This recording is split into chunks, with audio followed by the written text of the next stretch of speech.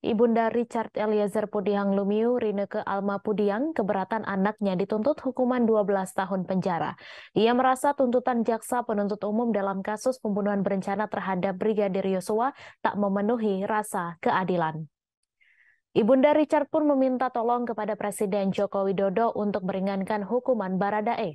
Namun secara tegas Presiden Jokowi menolak permintaan Ibunda Baradae untuk melakukan intervensi hukum yang tengah berjalan. Jokowi menegaskan tak bisa melakukan intervensi proses hukum yang sedang berjalan. Tak hanya dalam kasus ini, Verdi Sambo DKK, melainkan semua kasus yang ada. Presiden Joko Widodo meminta semua pihak menghormati proses hukum dalam kasus dugaan pembunuhan berencana terhadap Brigadir Yosua Huta Barat, serta perkara lain yang sedang berjalan.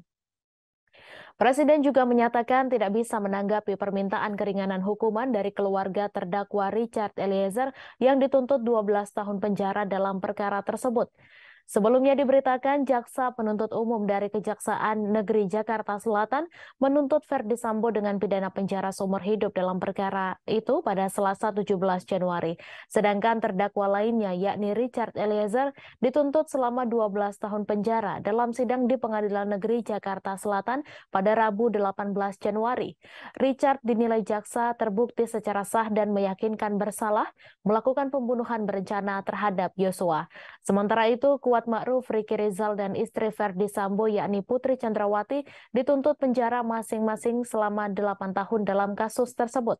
Jaksa menganggap kelima terdakwa terbukti melanggar dakwaan pasal 340 KUHP junto pasal 55 ayat 1 ke 1 KUHP tentang pembunuhan berencana.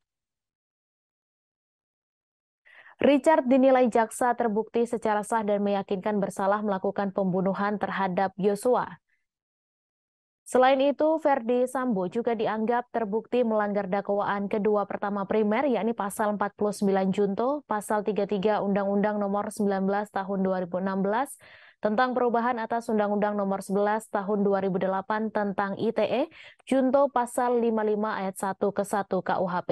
Dalam kasus ini hanya Richard yang dilindungi oleh Lembaga Perlindungan Saksi dan Korban. LPSK juga mengajukan permohonan agar Richard dipertimbangkan sebagai saksi pelaku atau justice kolaborator karena pengakuannya membongkar skenario di balik kasus tersebut.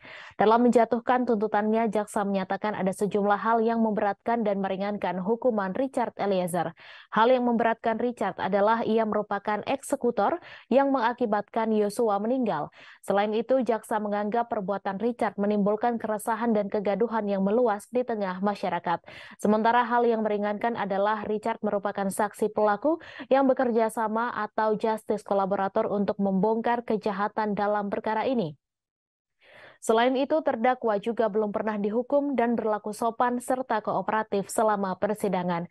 Richard Eliezer juga disebut telah menyesali perbuatannya dan perbuatan tersebut telah dimaafkan oleh pihak dari keluarga korban.